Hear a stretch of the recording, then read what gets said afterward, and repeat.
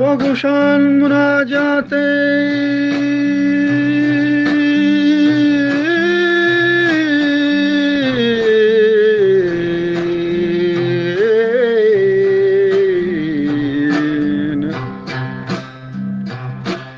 گوشان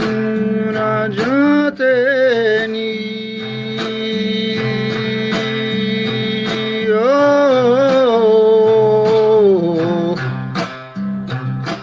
بر خالق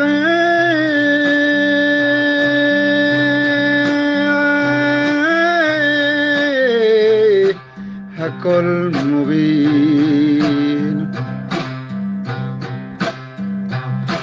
رازق توي ای رازقین بخش تو منا ایمان و دین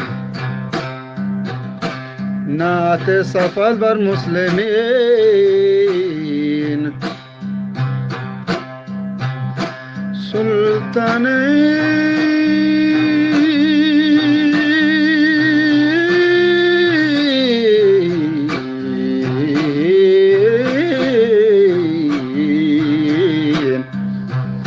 سلطان سید واجه شاهدین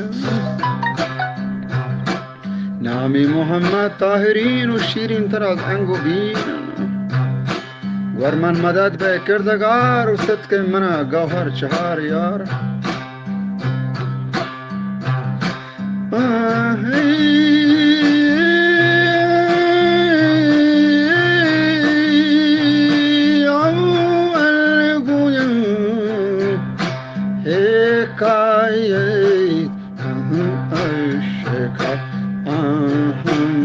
شکاری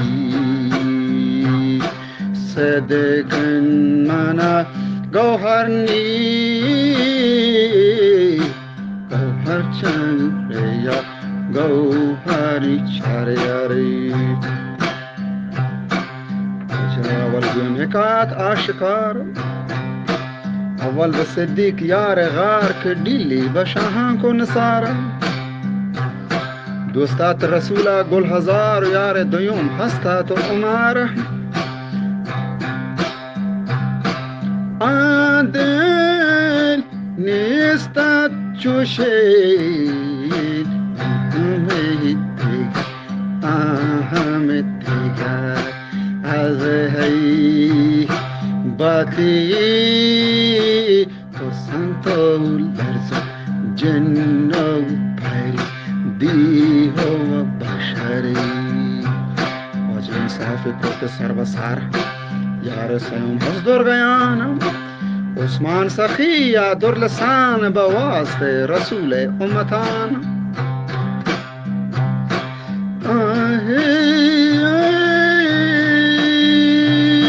چارم علی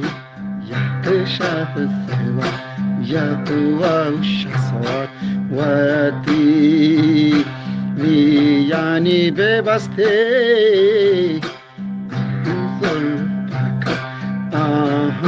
زلفکار دیولینی کرتنگار و اسلامی آراستا برقرار بر حکمت پروردگار و دیوان انتیارم هر برا گن خاتمی پیغمبرا پیغمبرا واجهت کا پکیری از درا نامی حنیف زورا ورا از چه رستما حدا درات خوبصورتین دلپذیر بی قیمتین بدر المنیر که نامی حنیف قسطیر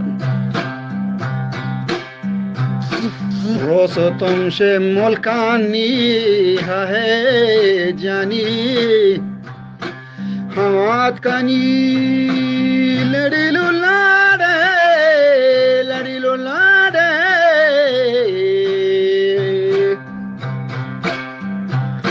واجه رستم ارکش ملکان دیر و لالا کتن خیلی وسیع حیرانتن ای سازای بر سازا بد ساز بی